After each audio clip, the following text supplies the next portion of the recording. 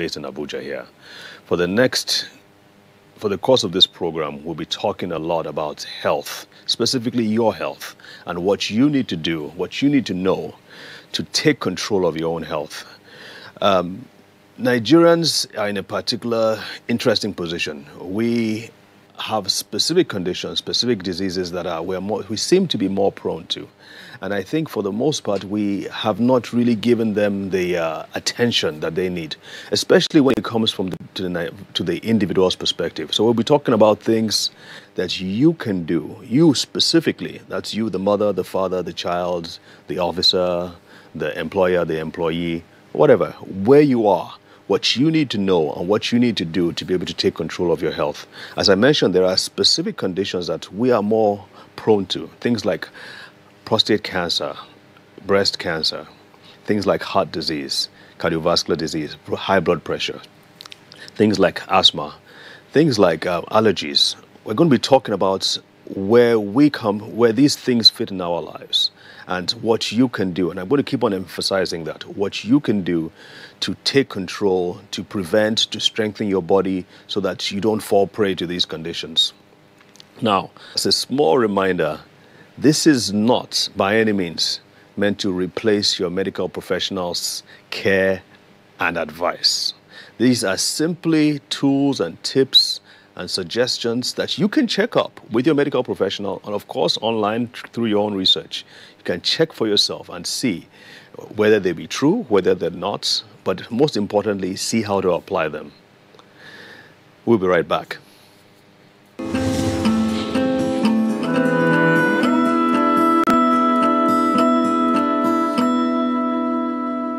Today, we'll be talking about cardiovascular disease. Now, when we're talking about cardiovascular disease, we're not just talking about heart disease. We're talking about strokes. We're talking about things related to peripheral artery disease. This cardiovascular disease is the single greatest cause of premature death worldwide. And there are specific things that we feel need to be known by the individual as we go along. So I'm going to go to the board now and draw a few things.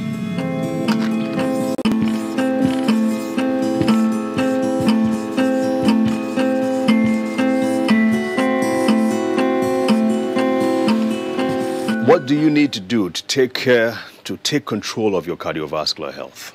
A couple of things that we need to know. But first, we want to go through some statistics because I think it's very important that we understand where we come into place, where cardiovascular disease stands in the whole scheme of things.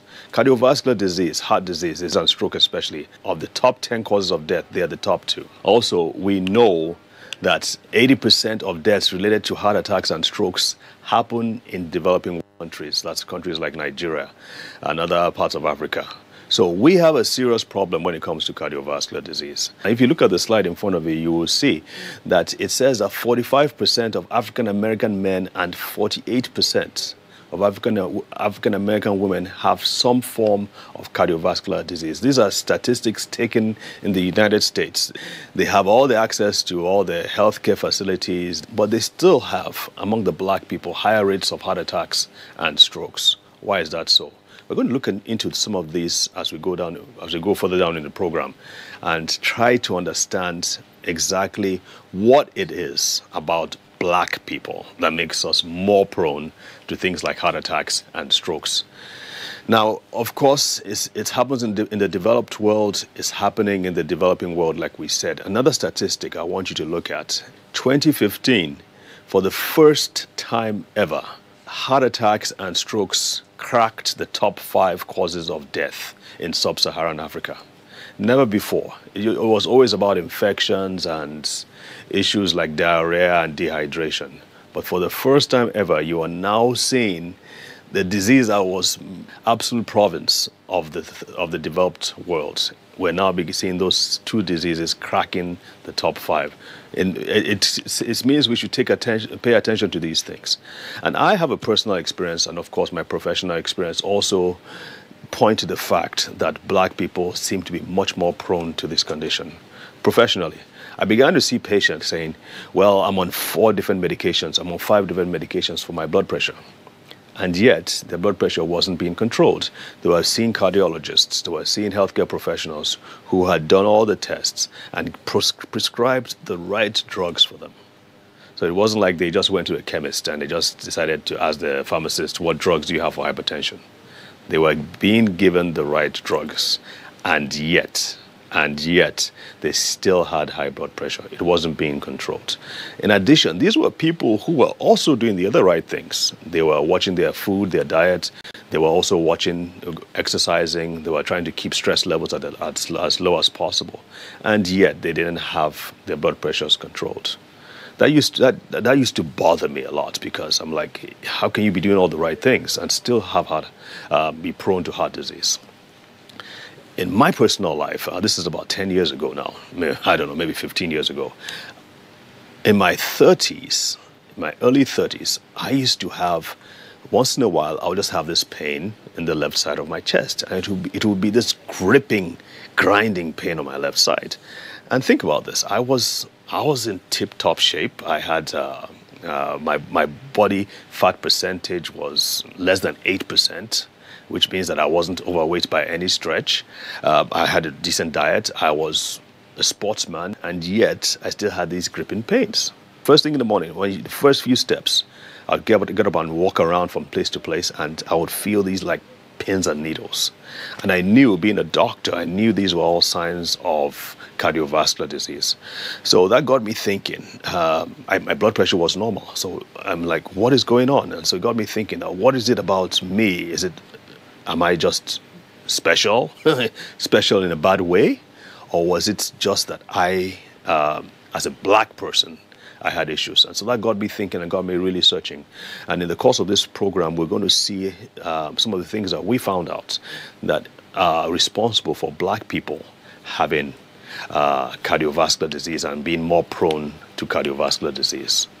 And I think this is also a clarion call too to all individuals everywhere. You cannot take things for granted. You need to stay on top of things. I had a patient who in his 60s, he said he didn't have high blood pressure. He had never had high blood pressure before. And yet when we sat him down and took his blood pressure, it was through the roof.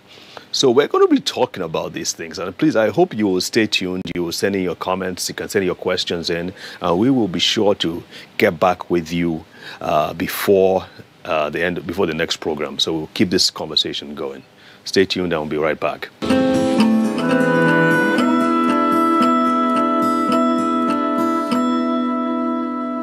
Welcome back to Your Health in Your Hands. Before we understand why we are more prone to these conditions, I think it's important for us to understand how a heart attack and how a stroke happen, because those are the two things we are most concerned with. We don't want those things happening. And so first and foremost, let's look at how these things happen.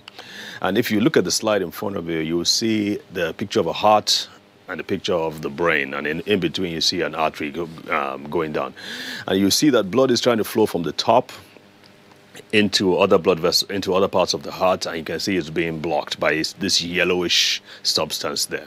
On the right side too, you see the brain, you see the arteries flowing through the brain, and then you see a dark part, which shows that the blood flow has been blocked, and so that part is dying. That part of the brain is dying. That is what describes a stroke. So those are the two areas that you want to think about. What happens when there's a heart attack? What happens when there's stroke? It comes down to one basic factor. This is a blood vessel, and let's assume this is the heart. This is the universal, the way the heart looks like universally, so the heart. And then blood is flowing.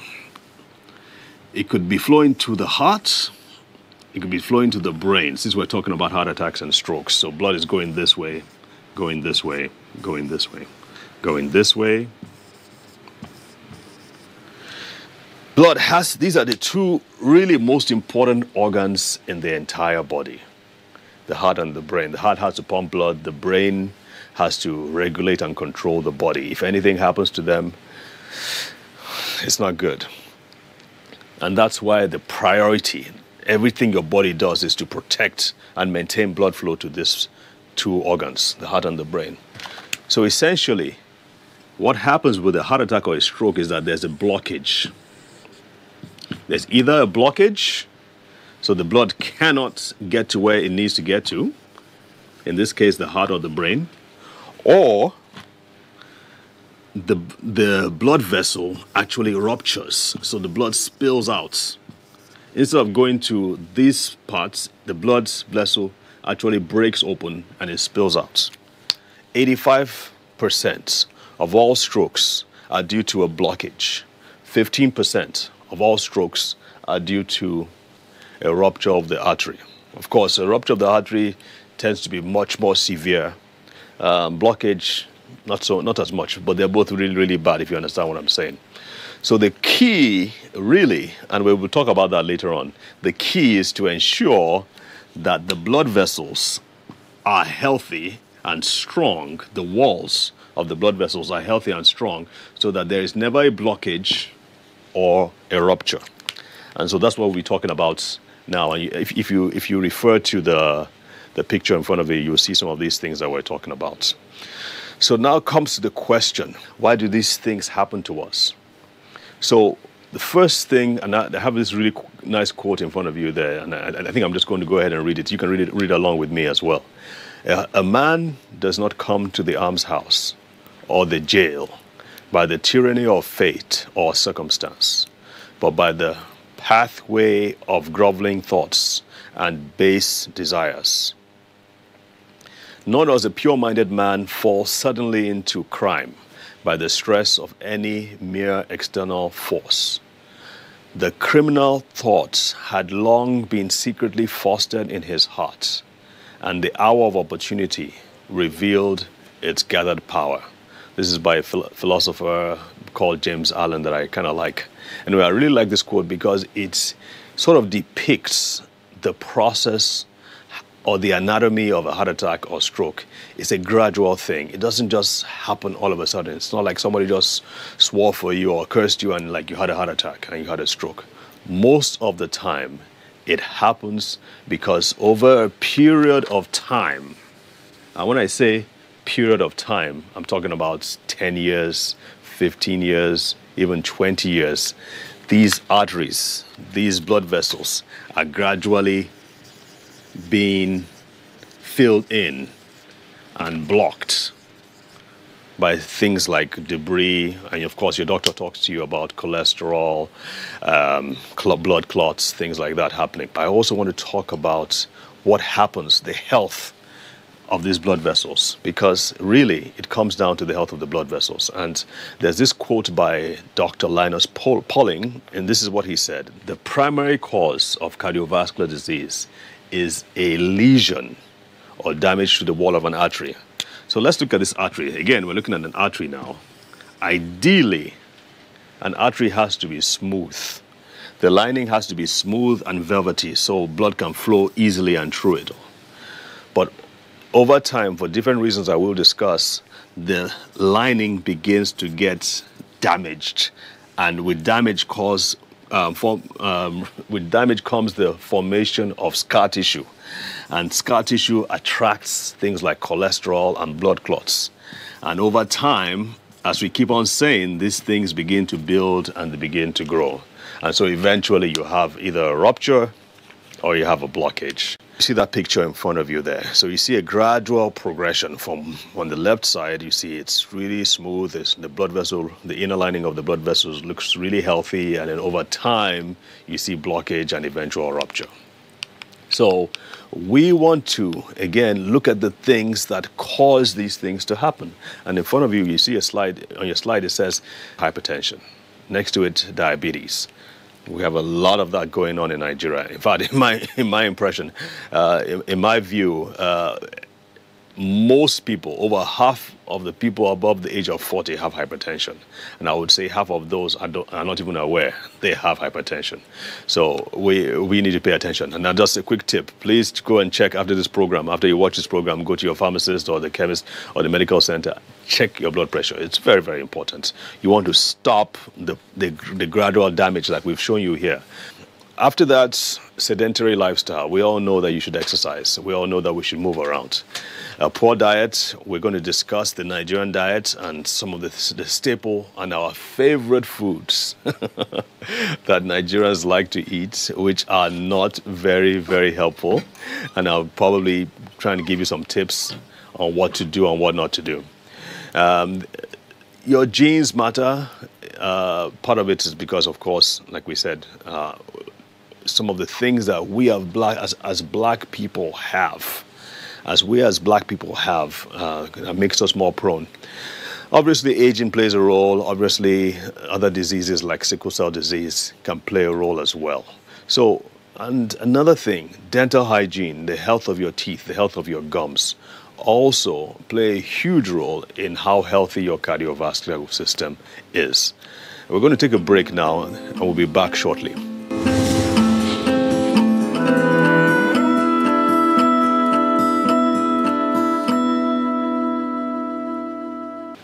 Welcome back to Your Health in Your Hands. Now we're going to talk about why Nigerians tend to be more prone to heart disease and strokes. I want to focus on diet. What is lacking in our diet specifically? And I like this quote by William James. In the final analysis, it's what you eat that affects the health of these arteries. If what you're eating is damaging to the arteries, it's going to get worse.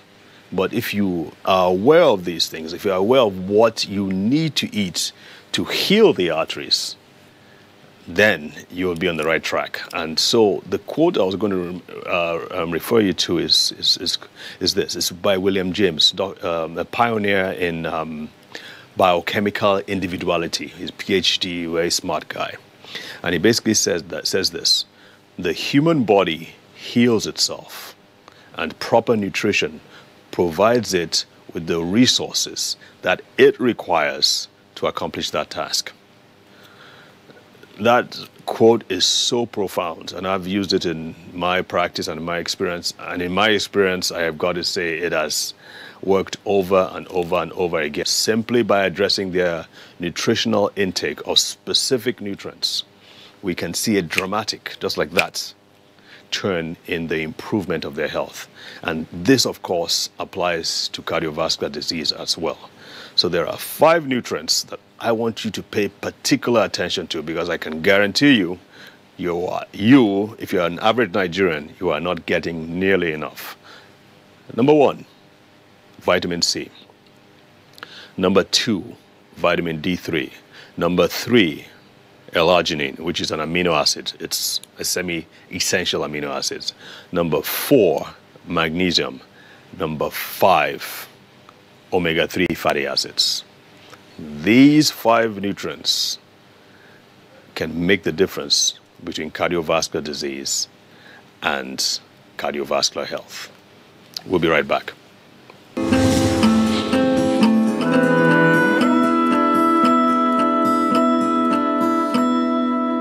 Welcome back to Your Health in Your Hands, and we've been talking about cardiovascular disease. Now, before we ended our last segment, we talked about 5 main foods or nutrients that you should be having, or you should be taking on a regular basis to ensure good cardiovascular health. Vitamin D3. I want to talk about that in a minute. But vitamin C, obviously, you can get vitamin C from fruits, especially oranges, limes, and lemons. Not always enough in enough quantities to give you what you need. So we'll be talking about how to supplement that. L-arginine is an amino acid, which is a protein, is found in certain foods like meat and shrimps. Those may have their problems as well. So we're going to talk about how to supplement that. Magnesium is a mineral. It helps to relax and open up the blood vessels. We'll talk about how you can get that. And of course, omega-3 fatty acids are mainly in fish, in fatty fish, in seafood. So those are the main areas, those are the main foods that you should be getting, the main nutrients you should be getting. I want to start with a small discussion on vitamin D3 because in recent years, in recent decades, the importance of vitamin D3 has really exploded. It's come to the limelight. There's a website. You might want to check it out. It's called vitamindcouncil.org. Vitamin D, the letter D, council.org. And this is made up of experts in the field of vitamin D. There are physicians, there are researchers, there are nutritionists, all looking at the importance of vitamin D, not just to heart health, but to brain health, to cancer. And what they are coming up with is very, very revealing. But I want to talk about one particular research because this really bears, is important to what we are talking about here. So a few years ago, there was a study by some researchers of people living in Australia and people living in Scotland because they wanted to find out why people in Scotland had such high rates of heart attacks and strokes, cardiovascular disease, and why people living in Australia didn't have up to half that amount. So what they came up with, what they found out, was that the people living in Australia, especially those who live by the coast and who go to the seaside a lot, and Australians are really good at sunbathing and just exposing their bodies to the sun. What they found out was that because of that exposure, the Aussies, as they like to call themselves, have higher levels of vitamin D3 than the Scots do, who are always inside. As you know, Scotland is very cold, it's up in the northern hemisphere. So they in Scotland were not receiving and getting enough vitamin D. And that was one of the things, if not the most important thing, they pointed to as what's responsible for this disparity in heart attacks and strokes. What does that have to do with Nigerians and black people? Well, you may think that because we live in the tropics, we live near the equator, we're having all the vitamin D we have because the sun is always shining. But think about this. How much time are you spending actually in the sun?